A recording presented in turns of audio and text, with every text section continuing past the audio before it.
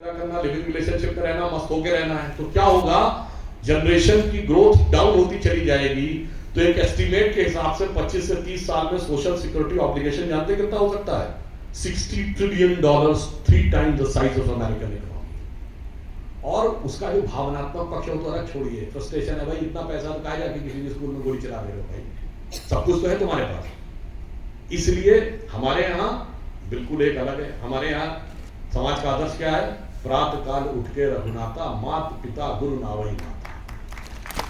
और अंत में मैं कहना चाहता हूं, एक बात पे आप लोग और आश्वस्त रहिए, ये देवभूमि है, भारत को जगत गुरु बनना है, तो देवभूमि ने उसका एक संकेत पहले ही दे रखा है। ये बताइए, व्हाट्सएप फेसबुक सभी यूज करते हैं ना? कौन है उसका चीफ? Mark Zuckerberg.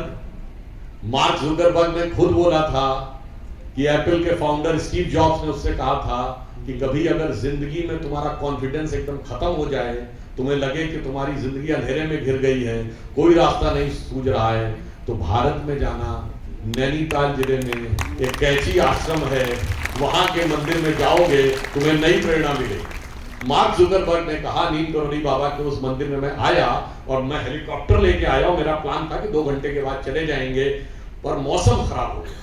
और उत्तराखंड के लोग तो जानते हैं, मौसम खराब हो जाए तो कभी मौसम खराब हो सकता है पहाड़ी इलाके में, और फिर हेलीकॉप्टर नहीं टेक ऑफ कर पाएगा।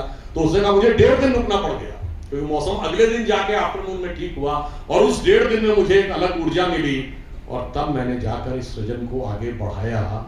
ये उसने प्रधानमंत्री जी से भी अपनी वार्ता में कही थी। इसका अर्थ क्या हो गया कि दुनिया की आज सबसे बड़ी company in terms of capital नहीं, इन टर्म्स ऑफ परवेजिवनेस, अगर 82 करोड़ लोगों के पास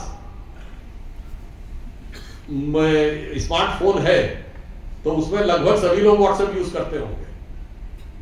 तो आप सोचिए कि व्हाट्सएप फेसबुक जो है उस व्यक्ति को प्रेरणा यहां से मिल रही है।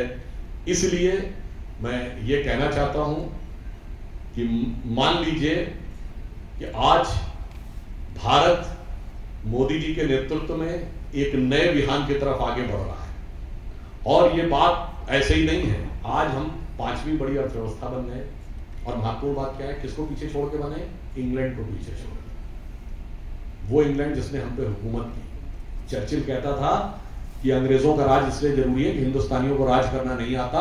आज भगवान ने वो दिन दिखाया है कि तुम्हारे यहां इतनी उठापटक हुई है कि हिंदुस्तानी तुम्हें बता रहा राज कैसे किया जाता है।